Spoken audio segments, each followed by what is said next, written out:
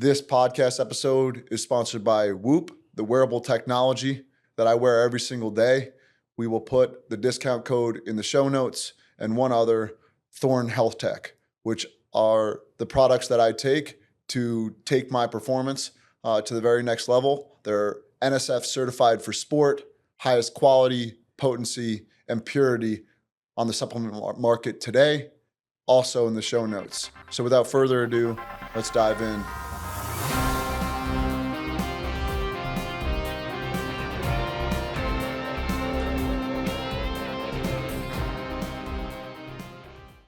What I would love to start off with then, if you're okay, because I want to dive right into it. I was thinking about you as getting prepared for this. I think about control versus surrender, and you being in such a high octane sport where you need to control the car and at the same time surrender the outcome. So do you mind diving into that and how that is for you, doing that at such a high speed? Yeah, that's great. I think. So let's go. Yeah, go ahead. Go ahead. No, you go. So let's start there. I want to start with you performing at such a high level in such a high octane sport at high speeds. How do you balance control versus surrender? You have to control the vehicle and at the same time surrender the outcome. How do you deal with that? Motorsports is an interesting place to be because you do have a lot of outside factors when it comes to performance. So as the driver, you're the one in the driver's seat controlling the steering wheel, crossing the start and finish line. You get to stand on the podium at the end of the race. But you're so reliant on the factors around you, which are the team, the other drivers, the conditions on the track. It's not like Olympic swimming would be a great example of like the exact opposite of this, where you have your lane and the water's always the same, and you just swim as fast as you can. But in racing, in motorsports especially, you don't have that luxury. And so a lot of times surrendering the outcome, especially from a faith aspect, right? Because you know, Mark, who I am and what I believe in, and you know that I want to bring the glory to God no matter what. And that's the hardest thing to do when you're losing. And I think that that's where God wants to see the most glory from us, because we can bring him glory in our words and our actions just as much off the podium as we can on the podium. And so that's really a tough tension to live in, because I want to work as hard as I can and bring the right energy. You know, we've talked about bringing the right amount of energy to the car when we're on the track. Not too much, not too little, because if you overdrive, you're going to crash or you're going to exceed limit, you're going to go too slow. But bringing the right amount of energy at the right moment, but then surrendering the results. So I can do everything right and I can trust in what the Lord has given me for the day, but that doesn't mean that I'm going to get what I want as far as the results go for the day. It's wonderful. I was thinking about this line from Jack Nicklaus, the great golfer, and he said this idea that in order to become a great winner, you have to be okay with losing. It doesn't mean you want to lose, but you have to not have this, I need to win, because meeting you where you're at in terms of the engine, the fuel source that you use in your own life, is it needy, fear-based energy, or is it something more faith-based? So I want to click on a few words that you said there. You talked about reliance, right? Being able to rely on a team, but also rely on yourself. I want to talk about tension and the idea that like you have to find that middle, and then losing. But let's start with losing. When you talk about bringing glory to God, even when you're losing, and especially when you're losing, what does losing even mean to you? Do you just mean that from a race-based perspective and the result that you came up with, or is there something else there as well? No, I think it is a results-based losing, right? And I think that, you know, there are other ways to lose as well, though. I mean, you can have an okay day and treat someone with disrespect and not honor them as one of God's creations, and that's a loss. And so, again, we want to bring God glory in everything that we're doing, win, lose, or draw. And so for me, I know that my identity cannot be tied to the results. And it's a very results-driven industry, because in motorsports, there's only one winner, but there's 24 other drivers on the track at the same time that are going for that one spot. So there's 24 losers. One winner, 24 losers. That's that old Lightning McQueen thing, right? Where he's like starting the engine up in the trailer right before the race. But it's a hard place to live in, because you want your identity to be tied to something much firmer, much more foundational, from a place to work from, so that you're not changed by the results, but you're still passionate about the results, I think. So in terms of the idea that there are those 24 losers and one winner, and now I want to go back to the other word about tension and bringing the right energy to the car, I imagine that has been a huge learning curve for you, journey, and it kind of ties into my next question for you. Coming from Idaho all the way to IndyCar, if you don't mind clicking on some of the big inflection points, as you were going throughout your journey. Obviously, we could talk about your entire chronological order, but I really care to hear about the big inflection points that really made you who you are as you were trying to figure out who you are and who you're becoming. What main inflection points would you point to leading up to IndyCar? I think one of the clearest ones I had was back in 2020. This is my third season in the AA ladder that leads to IndyCar. So like many other sports, there's a ladder system that you kind of go through to prepare off track as well as on track to get to that point where you're ready to step into an IndyCar. Because it's not just knowing how to drive, right? It's understanding the engineering side, the marketing side, all those things. So third year in the AA series, I was one of the favorites to win the championship. But at that point in my career, it was 2020, I was either going to win the championship and get the scholarship to move forward in my career, or I was going to be done racing forever. Those were my two options. So second or worse, I'm done forever. My passion's gone. Finish first, it's a lot of pressure, right? And I get to continue on. And so in that season as well, it's COVID. There's a lot of chaos going on. And I just remember we went to the first race of the year, was in March. And of course, the world shuts down. So we had to take a huge break, go back to the season start. And we're actually at the second race weekend of the year. And I had some issues early on, but I qualified like third or fourth, somewhere where I'm like, okay, I can race from there. I can fight from there. I feel excited about this. Third or fourth is a good enough spot. Well, at this point, I'm 48 races into my career as this level, and I don't have a victory. Go out for that race start, and I finished on the podium multiple times, right? So I know what it's like to get close, but not quite cross that line into victory. And so I go out for that race start from third or fourth place, and I ended up finishing 10th. 10th is losing as far as results go. And not only that, but I felt like it was a loss. And that was the hardest thing, because after that race, got out of the car, I was upset. I threw my helmet in my locker, and I just went for a walk out in the woods. And I ended up hitting a knee. And this was that inflection point that you're talking about. And this is one of those defining stamps on my career, as well as my life, not just my career. But I hit a knee and I started praying. And I said, God, I give up. I'm done. I've given as much as I know how to give for as long as I can remember. I'm either not good enough, I can't get it right, someone runs to the back of me, a wheel falls off the car, the engine blows up. This is it. I'm done. And this is the kind of the essence of performance, right? Is what I heard back. But it wasn't God's audible voice, but I've read God's word. And so I know what it says. And I got to hear God's word spoken to me in my heart. And it was James 1 that kind of came to me. And James 1 says, "Consider it pure joy when you face trials of many kinds, because you know the testing of your faith produces perseverance. So let perseverance finish its work, so you may be mature and complete, not lacking anything." And so I heard that, and I'm like, okay, I hear it. I hear the consider it pure joy, which is exactly what we're talking about, right? That we have to have joy, not fear-based, but joy-based.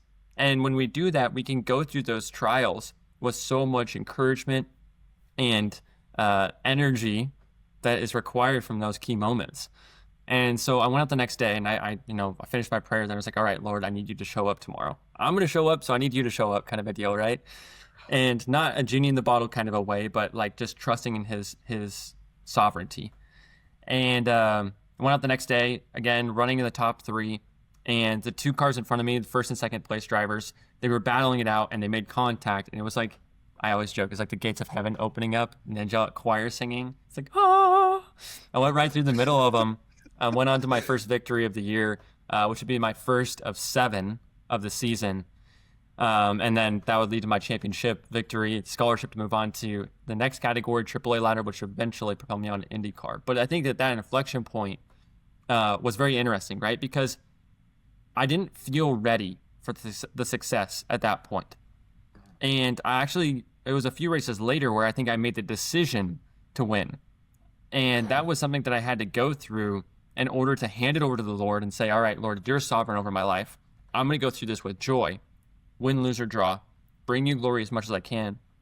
And that surrender is what allowed me to have the highest form of success that I could on the track, because it didn't matter what the results were for the day. I lost that tension that came in my shoulders, right? That fear-based tension. And I began to drive free with energy and joy for fun and with pressure. I could handle the pressure at that point as well. But I remember it was three races later, I was running in like 5th place. And this car passed me where they weren't supposed to because it was a yellow flag or whatever. And I made the decision to chase them down and pass them. And I did. And then I just went to the next car and the next car and the next car until I was in first. And then there was no one left to pass. And so it was kind of like a transition period of like that perseverance was preparing me as making the decision in me to become a winner. And so there you go. I mean, that is a beautiful answer. I from your first answer, I had like 3 or 4 things that I can click into. Now I have 6. The first thing I would say is I learned recently in my own life, Sting Ray, that the word humility comes from the Latin soil. So when we are closer to the ground and you get on your knee, that's actually when you're most humble. I thought that's a beautiful way of looking at it. I want to come back to the idea of not being enough because nobody wants to feel that way. Nobody wants to feel extremely different, insignificant, or not enough. Coming back to the identity idea, I had a mentor in my life. He's actually was the best man at my grandfather's wedding, and my grandfather took him under his wing, and now he sits on the board of different foundations and things like that. I asked him how he does such a great job at that. He says, I listen, I go in there and I don't really know anything. But one of the things that he brought up to me is he said, Mark, when do you pray? Do you have doubt? And I was like, interesting question. And he went to James as well. And I believe it's James 1:6. I'm not verbatim, but it was all about when you pray, have no doubt when you're praying. So it's almost like the heart posture you have when you're praying and you're asking and you're making that decision. What I love that you said is I did not feel ready to win. That was an interesting line. And I want to go into identity because something that I'm deeply curious about is knowing that you belong at the highest level, right? What is it? 48 races, not 1 win. You know, how do you still convince yourself that, okay, I belong up here, right? Why doesn't when things get hot, why doesn't the air conditioner come on and we get more comfortable? And it's like, you know what? I should just kind of revert back down. Can you talk about that? Like this idea of giving yourself permission to win, making the decision that you're ready to win and go more into the belonging of being at that highest level. Yeah, I'll do the best that I can. That first win, even though I had won that race, I still was not ready to win. And I say that I had won many races prior, right? I had been racing at high levels since I was 5 years old. And I say that with, as much high level you can be at 5 years old, right? But at the karting levels, I had a lot of high pressure moments, national championships, world championships, and I've won at those levels. And so it's not to say that like I wasn't aware of what winning felt like, right? But there was some sort of confidence, belonging, belief that came after that moment when I had to make the decision to lean into it, right? And I don't know if it was confidence as much as it was a decision or a trust. It's, again, surrender. It was a surrender. And I think that first win came because it wasn't about winning anymore. It was about trusting the Lord. And the thing is with identity, it's a hard place to kind of choose because it isn't always based on you. And I think that's the beautiful thing about the gospel is that the gospel says that we are not enough on our own. But because of what Christ has done, we have redemptive purpose now so that we can be enough. And it's not because of who we are, but who Christ is.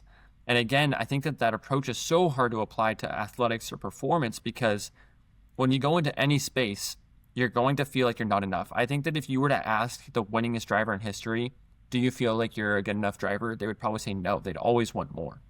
And so then how do we find a foundation to work from? And I think that starts with our faith. And so it was that point at which I became surrendered to my faith and my identity in that gospel-centered outlook on performance, as well as in the athletic, as well as in life, right? Both. That gospel perspective allowed me to race from a perspective not for victory, but in victory. I'm stealing that line from Cooper Kupp when they won the national championship with the Rams. And so I look at that first day as sort of the point at which I surrendered, and then the convincing of, okay, I've been saved, came later on.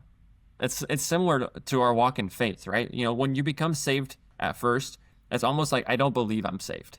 Like, what do I have to do, right? What are the boxes that I have to check? What are the things I need to do to win?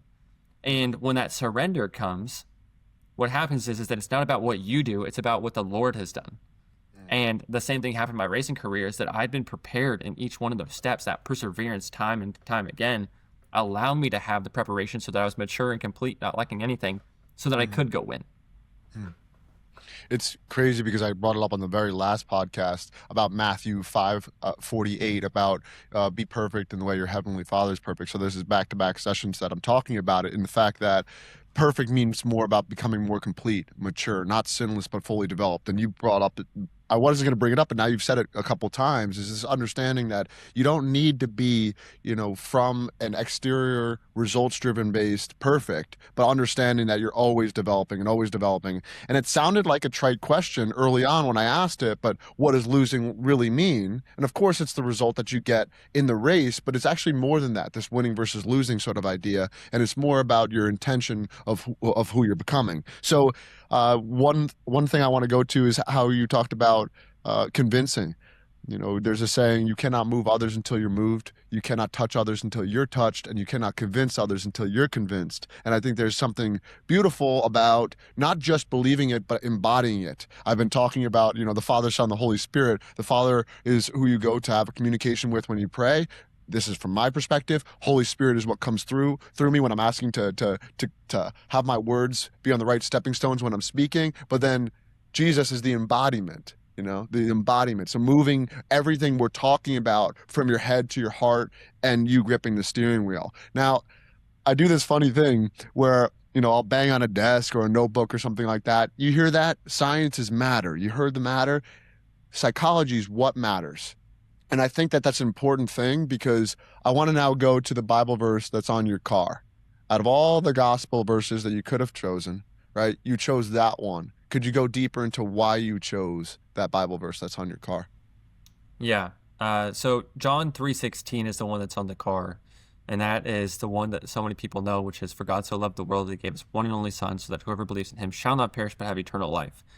And I was inspired to do that from an early age. I've had Bible verses on my go-karts with pink duct tape in the shape of a cross, and that was inspired by Tim Tebow wearing the John 3:16 eye black. So it wasn't always John 3:16. Sometimes it was Hebrews 11:1 or Psalm 44, whatever it is. I got to use my racing career as an opportunity to invite people into their faith. But my life verse is John 3:30, which is, he must increase, but I must decrease. And so that's on my helmet. That's for me personally. People can look at that as well. But both of those verses, I think, are catalysts for what I'm trying to do in my life, because for God so loved the world, that's the first thing first, right? John 3:16 is first thing first. Second thing is, okay, who am I in light of that message? He must increase, but I must decrease. And so John 3:30 is my action step in response to that John 3:16 message. Now, taking that, and you talked about your 2020 victory that got you to this level, and now you're looking to get to the next level. The metaphor that I use is, when you're really young, it's kind of like an airplane taking off. You use a lot of thrust, more energy, more hard work, more determination, and you get to a certain altitude. And there's some turbulence, so you kind of try to find a different altitude and every now and then, right? But then when you go to the highest levels of things, it's more like NASA and a spaceship. You go into orbit, and right before it gets into orbit, it sheds, which goes back to decision making, because the word decide means to cut away. So you're kind of shedding. It's not always more thrust and more thrust and more thrust. For someone out there that is looking to reach a pinnacle of their craft, whether it be in a company, a business, or an athlete, what are some things that you've had to shed or cut away? All right, and I ask that because when Michelangelo was asked how he made the sculpture of David, he responded, I got rid of everything that wasn't David. And I think that's beautiful. It wasn't just adding more pottery. Yeah. So could you talk about the shedding, the cutting away, and the things that have allowed you get to this altitude? I think that is a great question, Mark. Props to you for asking that, because I think that's the hardest transition from a junior level athlete to a pro athlete. when you make that shedding, it's not just of yourself, right? Like you start to realize that not everything is up to me. And so then what can I shed away that doesn't belong, that's restricting, that's not positive in terms of advancing my career or the life that I want to live. I'll start with off track. Off track, it's really easy to have the distractions of the marketing side, the fan base side, family side, even. Just having like in-depth emotional conversations at a racetrack is not something I can do anymore with my family because I'm already at an emotionally heightened state. And so I have to pre-brief them, not debrief, but pre-brief them on the conversations that I would like to have on race weekend. So I lose connection. I shed connection with my family when I put on the coat of becoming a racer. And then as I get out of the racing weekend, I can take that coat off and I can be a part of the family again. But that's a hard thing to shed, right? That shedding, because you have a very high sort of warrior mentality when you're on the weekend. And then you have to take it off during the week. And then I have to put it on again the next weekend, and then I have to take it off the next week. So it's just something that we're honestly like constantly adjusting to. And that doesn't mean that you lose your character, your qualities that you need in order to be Christ-like, right? That's not what it is. But it's a state of mentality of everything matters. Performance is because of the things that I'm intensely seeking. And so that's a different mindset.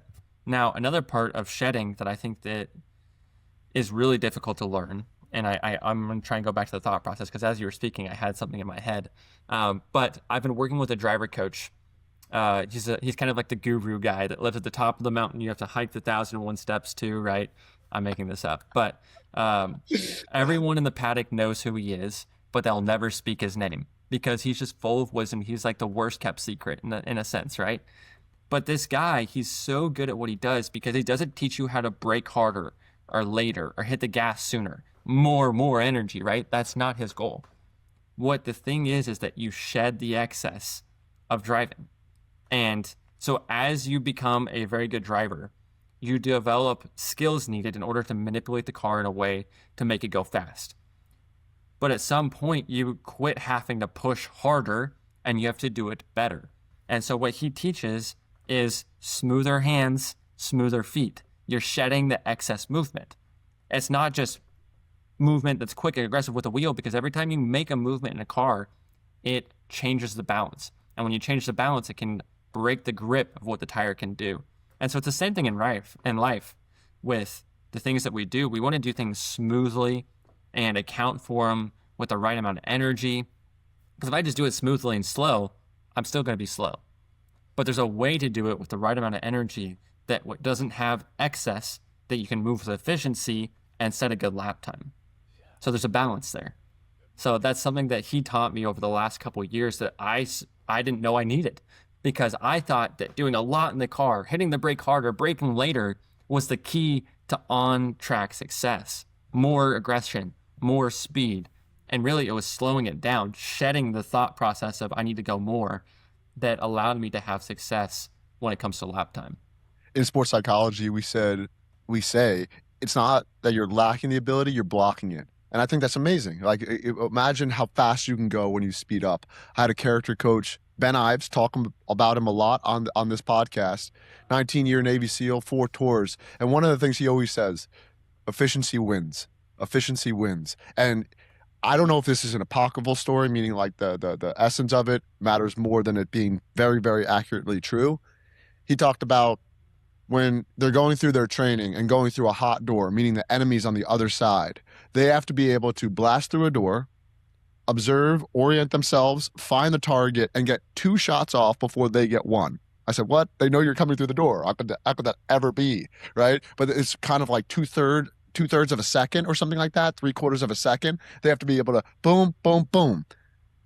How do you do that? Like that efficiency, right? The smoothness of their movement, polished, right? Again, going to click back to the embodiment of Christ. He wasn't an app developer. He was a carpenter, right? And if you're a carpenter, if something's not polished the right way, it kind of falls over. It doesn't have that sort of integrity. You brought up the off track, and that's really important, right? The holistic side of health is everything bleeds into everything else. And discipline in one area will lead to discipline in other areas. If you're disciplined emotionally, it'll happen spiritually, it'll happen relationally, physically, so on and so forth. I have had the absolute privilege of meeting your family and your support system. And I would just ask you to go into that, right? And it's not about me asking you, specifically what do they give you versus what do they not give you. I just want you to click one more time on the dynamic and the dance and the harmony of, pouring your absolute love into the support system that you have and then pouring into you, but also dealing with that, as you said, heightened emotionality and being able to kind of get that dance correct and really navigate that appropriately. I think a lot of people can learn from that answer. Yeah. It's a tough thing, and I think that it's probably a bit different for any athlete when it comes to what you're doing at the track versus what you're doing away from the track. You're a different person because you're doing. I mean, you're at work versus you're not at work, right? Like, would you take your parents and your grandparents with you to the job site? Probably not. And the same thing goes for me at the racetrack, right? So for me, what I have found, and I'm going to double click on this as much as I can, is when I'm in that warrior mindset, right? I don't need the affirmations thrown on me because I know they believe in me. I know that they love me and I know that they care for what I'm doing. But them saying after a bad result, let's just say after a bad result, right? I finished 22nd or something like that. I don't need them saying, "Oh, Sting Ray, but you're still good," right? Or, "Oh, Sting Ray, we still love you." I'm so frustrated that I just finished 22nd place that I can't even receive that affirmation, right? So I have to come down from that warrior mindset a little bit before I can have that relationship again with them. And deep down, I know it's true. I know that they're speaking the truth over me, and I need to hear that at times. I need that encouragement day to day from the Lord as well as from my community around me. Community is so important, especially when it comes to identity, because they help you develop into the person that draws the best characteristics out of each one of them. And so that happens through love and affection and discipleship. But it's really hard to do that when you're on the front lines. You can't disciple someone when you're in the midst of battle necessarily. So that's where I've had to kind of shed that relationship again, because I know that I have to do the preparation ahead of time so that when it comes to the actual action, I'm not still learning. I can learn post, I can learn pre, but it's really hard to learn during. Mm. The book that comes to mind as you were talking like that, because you were talking about the warrior mindset, it was a book called The Alter Ego Effect by Todd Herman, who really talks about how Beyonce becomes Sasha Fierce when she goes up and performs. Kobe Bryant becomes Black Mamba when performing, and Clark Kent versus Superman, right? This whole idea of putting the cape on, taking it off sort of thing. It's hard to navigate that. And again, we're having a conversation about identity meaning repeated beingness or to make the same as. So you have to see yourself as the champion in order to become the champion. And at the same time, you can't be too fixated on that identity. This might sound like a silly question, but it's not stupid. It has a point. I really care about asking you, again, off track. How do you expand your identity? Let people in a little bit more about Sting Ray off the track. What do you pour yourself into? Obviously, faith is at the center of your life, but what are some things that you do to know that you're not just the race car driver, right? How many fans see you. Could you give them insight and color into what you do off the track? I do a little bit. I'm married, and so my wife has become a huge part of my life, and I'm trying to show people as much as I can what our relationship is like, because I want to be an inspiration, right? I want to show people that this is what a faith-driven love and marriage looks like. And so sometimes it's just us working with the chickens that we have here at the house, right? Just taking care of some local yard work and being that way. But it also looks like the support that she gives me and the way that she loves me when I'm in that warrior mindset. And so sharing that and showing people her character is a blessing to me. And that can also be, things that I enjoy outside the racetrack, like playing pickleball, going to church, sharing verses, whatever that kind of drives me forward. Those are things I like to share as well. I think one more time, just pulling on the thread, because I think a lot of people, they will look at you, especially when you're going through like Indy 500, and it was like, wow, they just see you as the race car driver, and it's very important to continue to expand your identity. Has that been hard or difficult for you to deal with the kind of differences of identity, to step into warrior mindset? Maybe you'll just say, oh, Mark, it's very easy. I just know I'm going to work, I put the cape on, bang, and I'm able to snap it back off. Insight there, like, what would you say? Has that been also a process, or you do that really well and easily? It's a process that I'm continually learning. And I think that honestly, something that has helped me a lot over the off season, especially because there's almost like a racing hangover, I'll call it, right? When the season Yeah. ends, we are not in the car for 5 to 6 months. And so I have to reassimilate to what normal life is like. And something that helped me do that a lot is actually I have a small group. I have a couple small groups that I go to, but one of which is just a group of guys that I met through a trainer at the gym that I go to, and they're all about my same age. They're dads. They're accountants. They're your true salt of the earth guys, right? But they're chasing something that I'm chasing as well, and that's through their faith. And so that helps me bring me down to that what does this really matter sort of a view. And so it brings humility into my life. It brings accountability into my life.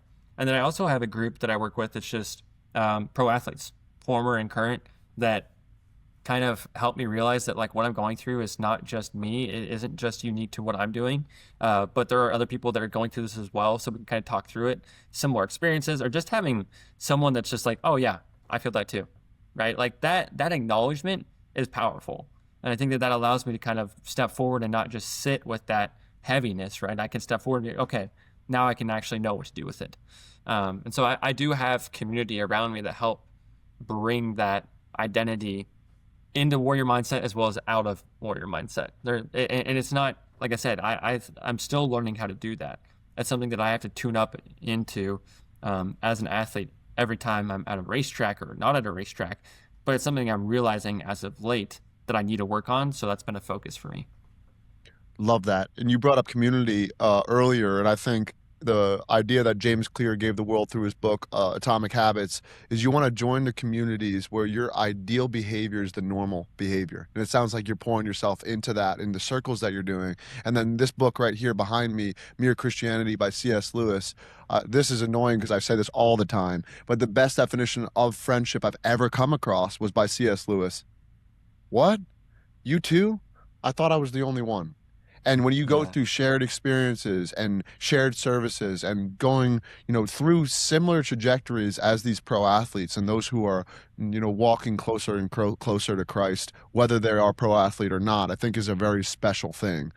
Going into the physical endeavor of it, I have to be honest with you, Sting Ray, like before you and I met, right? I didn't know your world inside and out, and I didn't understand like the demands on many different levels. Could you talk about your training and the health and the nutrition, the way you look at things like that on the physical side? Because right, you can give color on how physically demanding it is and share insight on how hot it gets in the car and how much you have to endure from a physical standpoint. Yeah. So motorsports is an interesting place when it comes to athletics, especially for IndyCar drivers, which is what I'm in, because our cars, we have to drive on 3 different types of racetracks. So we have road, street, and oval, and that requires different physical strengths in order to do each one of those things. Oval courses, they're usually just a lot of endurance. You're having the same movement just repeated a bunch of times. Like we just did a race out in Phoenix earlier this year. It was 250 laps. Well, doing one push-up is not bad, right? But if I asked you to do 250, you might say something like, oh, okay, that's not possible. Just drop and give me 250. And so we have to train to that level of endurance. It's not peak strength, but it's that strength over duration.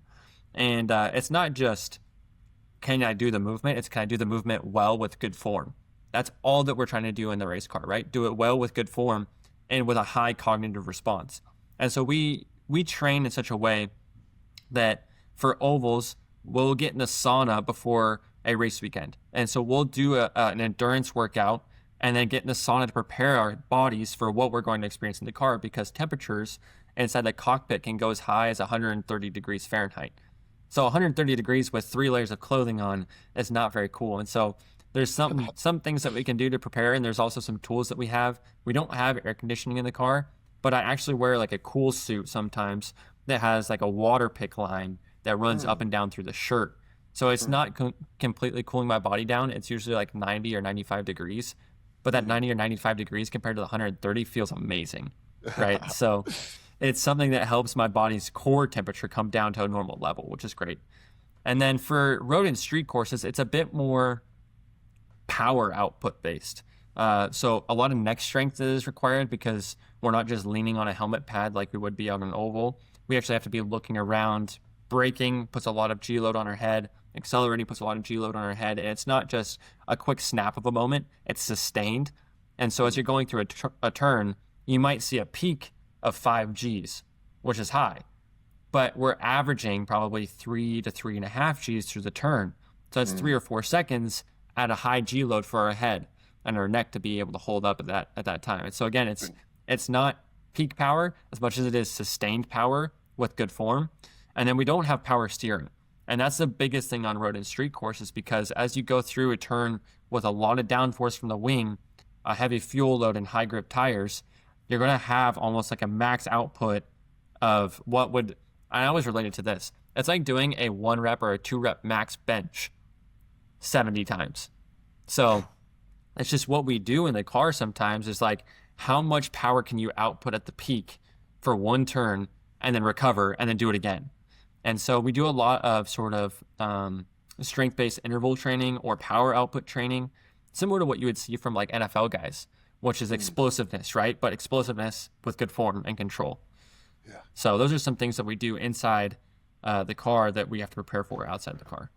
I don't necessarily understand what you meant by power steering, so could you click on that one more time? Yeah, so a typical street car, it has power steering. It's a hydraulic unit that makes the steering nice and easy, right? You can take your finger and you can just turn the car. But if you ever driven a car from like, let's say the 60s or the 70s, where the power steering went out, right? The hydraulic unit quit working. It's like really physically taxing to turn the wheel because there's no hydraulic unit to assist in the steering of the vehicle. And so next time you get in your car and you're sitting in a parking lot, just see how heavy the steering is just sitting on flat ground. That's what it feels like all the time. Plus some, because we have stickier tires that are a little bit bigger than a street car, plus the downforce. So there's some key things that add to that. Yeah. And then to the other part of your answer before, I don't like the idea of eyes on the prize because then you trip over the very next thing. I love the idea of sinking to your levels of training and the fact that you put yourself in those conditions and the sauna so that you are mimicking and simulating what you'll actually be in. I think that's extremely important as a takeaway. Now, I know you were extremely high level at 5 years old, but I want to ask you a question more about when you were in your teenage years. What do you know now that you wish you knew then? What do you know now that you wish you knew then as a driver or off track? Oh, man. Mark, that's a tough question because I would like to give all of my knowledge to 14-year-old Sting Ray and just say, go run with this. I mean, I don't know if there's any one thing I could pick. I mean, honestly, I was in a pretty good spot as a teenager when it came to my approach to my racing career. I think that I understood the level that I was at. I didn't put too much pressure on myself, which was great. That was a great place to be, and I was able to have fun. I think it was later on in my teenage years that I started to add pressure because I left karting and went into cars, and I started to see it as a job. And I think that's probably the worst thing I could have done. I should have had the discipline as it being a job, right? But I shouldn't have had the approach of it being a job.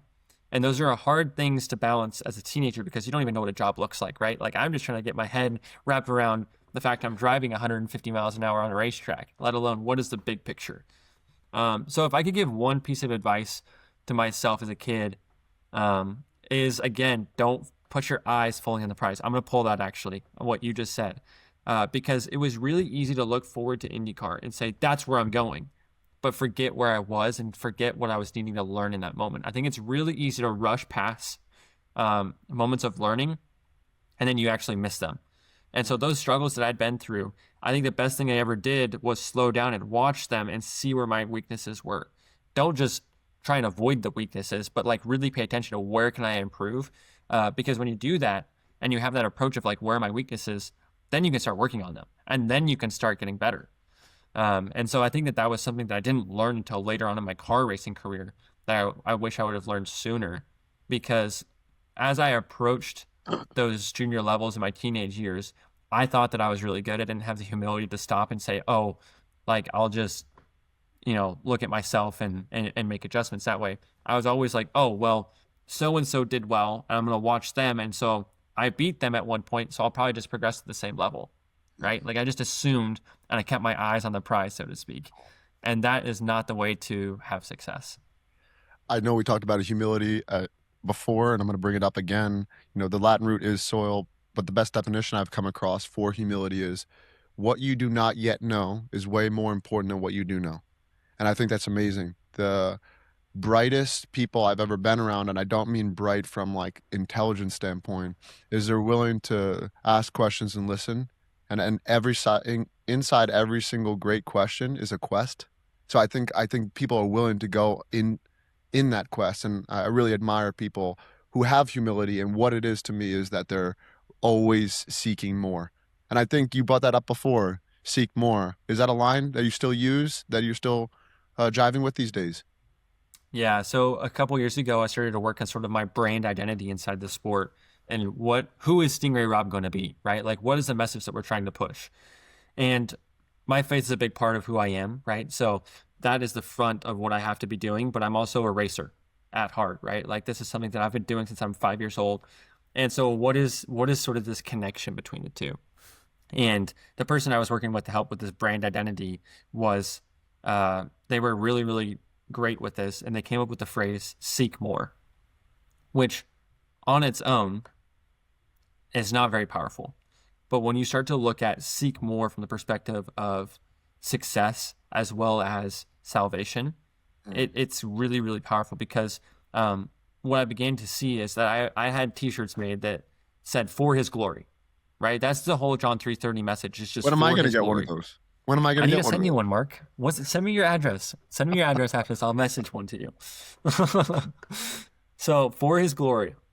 But that's not very applicable unless you're seeking more for his glory, right? Mm. Like little P's of success don't do a whole lot, but they are still gifted to him. But our goal is to seek more, do more, be more for his glory, not for our own.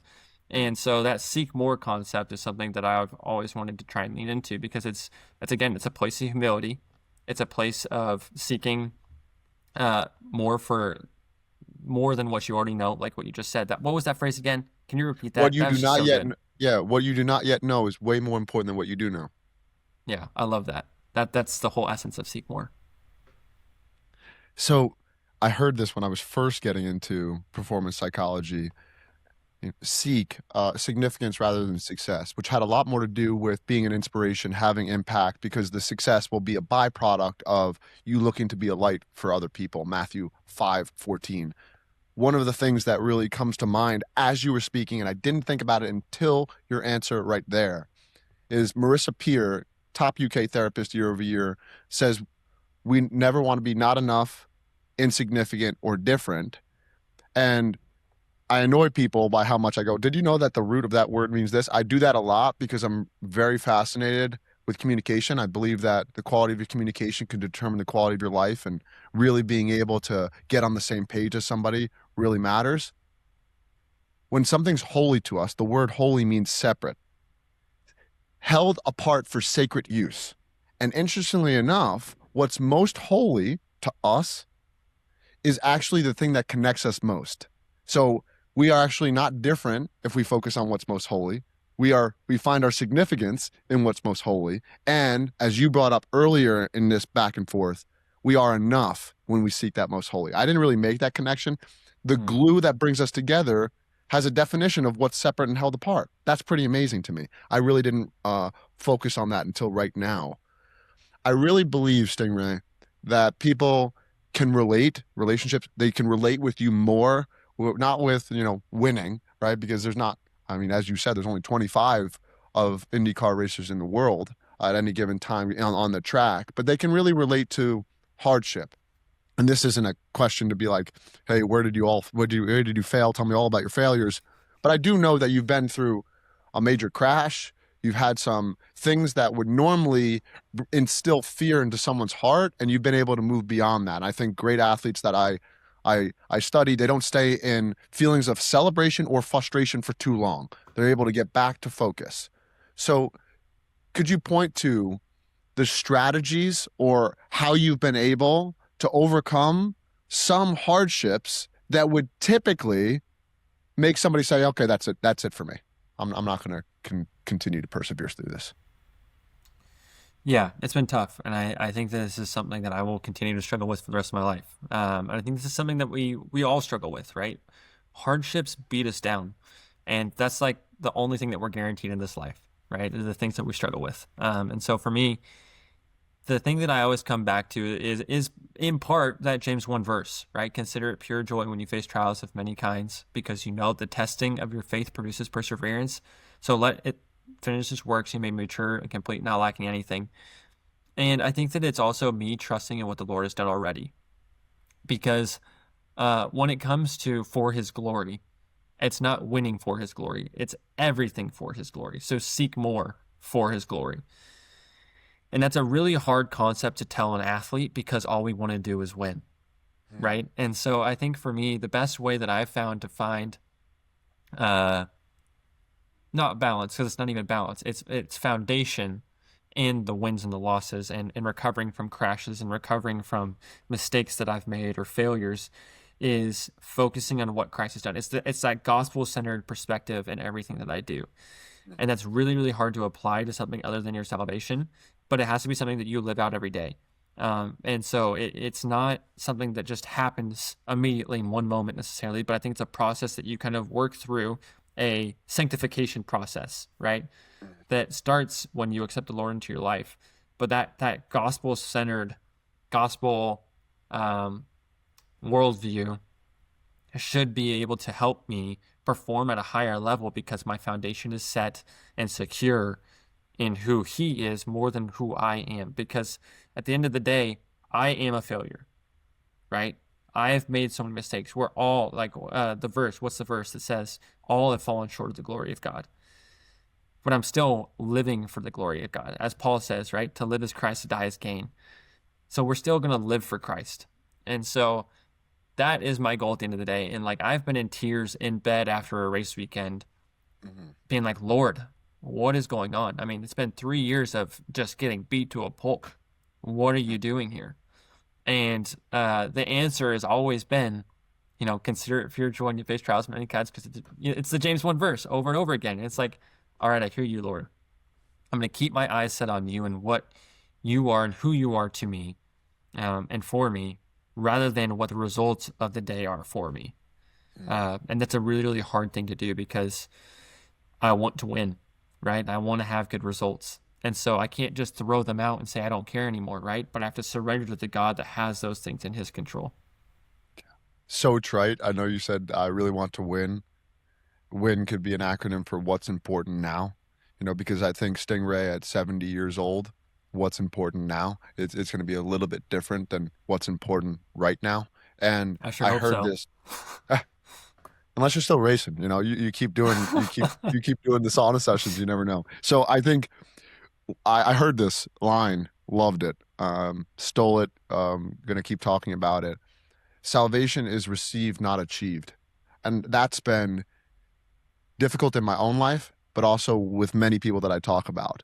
They all, as you brought up earlier, the best racer would probably say, I'm still not enough yet, right? And that's pretty amazing because it's your strengths and weaknesses is the same, right? So what kind of pushes you and pushes you and pushes you to keep going to the next level and to take on the next race and to take on the next discipline of training sessions is this idea that once I get this, then I'll be enough.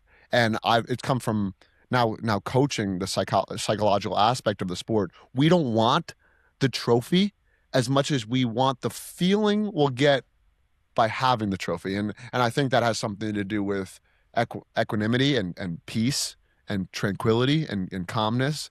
But you're almost like not calm yet until you achieve that thing. I think it'd be really helpful. Stingray, right? You pointed to the marketing side and being an inspiration and seeking more, not just for yourself, but seeking it and to be a role model for other people. Could you point to two or three things that you're actually doing as strategies to walk with Christ? I think it's really important for people to say, oh, that's how he's doing it. It's one thing for you to say a line like that, but I'm very interested in how you're doing that on your day to day, week to week, or month to month. Yeah. This is great. I've been working with my small group on some of this a little bit, and the process or the worksheet that we use, I can't remember the name of it right now, but essentially it's like, what are the ways that we grow towards Christ? And there's like abide, rest, work, all these different things, right? And so I've been writing down things to help me develop habits that draw me closer to Christ. And so one of the things, first off, I'm just going to say is prayer. Prayer is like a really easy thing to skip because it's very personal. And personal makes it difficult because you don't have accountability, right? And so that's something that you have to do on your own. And it's not just, and the Bible talks about this, right? It's almost a never-ending conversation. So it's in everything that we do. It's not just something that we approach when we need it, right? It's ongoing. So that's something that it's not like we're praying in every single moment, right? I'm not walking around just talking to God, like as I'm doing dishes or speaking to my wife. Like those aren't things that I'm necessarily having, but it is an ongoing conversation through my day. So that's number one. Number two, I would say is I have great community. Surrounding myself with strong community of believers. Again, like you had said earlier, and maybe you repeat it again, but pulling their best characteristics or pulling them into my ideal, right? Surrounding myself with my ideals. And not ideals as in characteristics, but the people that I see as having those characteristics. And then the third thing I would just say is being submitted to a truth. And again, that's reading God's word and taking that as truth for my days, because there's a lot of controversy out there in the world. The world is full of chaos and confusion, and be able to find that peace and tranquility that you spoke about, we have to be submitted to a truth. And that's really winning, right? When you have that baseline level of like, I know where I stand in the world because of who I belong to and the truth that he says for the rest of my life, that gives me action points. That gives me a baseline to work from, gives me a conscience. And so we also have just a lot more ability to approach and make decisions because we have something that we're being pulled towards, a true north, if you will. I love the answer. First, with prayer, there's a saying I love. Anything easy to do is easy not to do. So if I gave somebody homework and I was like, hey, watch this 30-second clip, they're always saying to themselves, oh, I'll have time for that later, so I'm not doing that right now. And then the next thing you know, a week goes by and they haven't done it. So couldn't agree with you more. And for those who are kind of like, well, what does he mean by prayer? I love the never-ending conversation that you said. And I had a spiritual coach who talked about prayer can be talking to God, and then meditation could be listening to God, and kind of like that back and forth could be a really cool way of conceptualizing it. And then Carl Jung right here on your third one, the world will ask you who you are. And if you do not know, the world will tell you and you'll believe them. And I think that's the best, most important work that we'll ever do is finding out who we are self-awareness wise in relationship with Christ. I think as we hit the rubber hits the road and we're looking to wrap up our conversation here, I'm more curious, is there anything that I should have asked you that, you want to touch upon now, given the arc of our conversation? I'm trying to think.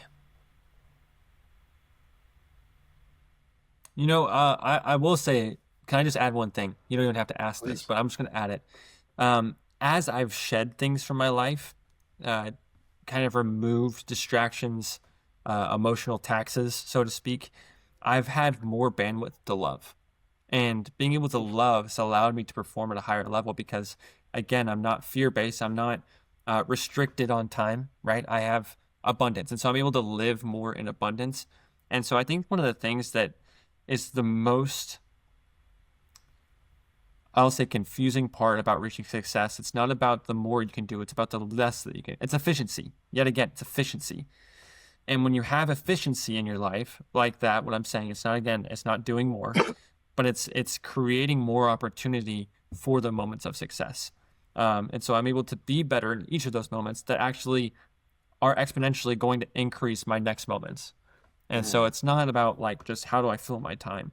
It's about how do I fill it with quality. Again, it's almost that same physical training side, right? If I just do reps with a bunch of messy, lack of control form, it's not going to do any good for me. But when I'm in control with good form, it allows me to perform at a higher level for longer, and the exponential gain inside the car is even better. So powerful. I just want to enter this idea. I share this with a lot of young athletes who are aspiring, whether they're in their teens, 20s, 30s. They know they're looking to constantly transition to a higher level. A seed is not worried about being a sapling. A sapling's not worried about being a sprout. A sprout's not worried about being a sequoia, right? It's almost like a natural progression of the development of life. And that came to mind as you were talking about shedding. And then I heard this very interestingly enough. A great podcast is Finding Mastery by Michael Gervais, Dr. Michael Gervais. And he talks about mastery. A lot of what we've been talking about is performance. What's the difference? Performance is you have to do that action and behavior right now under time, right? And you hear a lot about writer's block or artist's block. If you're not feeling it today, you walk away from the canvas, you come back tomorrow. You can't do that in a lot of sports. Like you need to do on time right now. And that's the difference between performance and mastery. And it sounds to me, as I'm listening to you, Sting Ray, is you're doing both very well. Right? You're doing everything you can to shed so that your performance is most efficient. And at the same time, there's a lot of self-discovery and shedding off the track to make sure that you're constantly becoming and becoming and becoming. Just one final thing that I would just love to say publicly. It's been amazing to get to know you.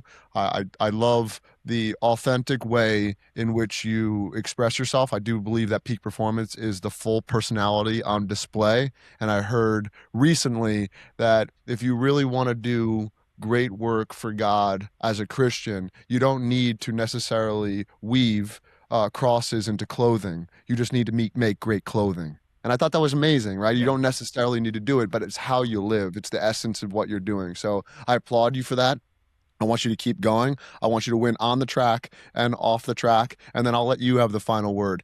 Thank you so much for coming on here to Grateful and Full of Greatness. I know listeners are going to be better from learning from you. But thank you so much. And I really appreciate you coming on.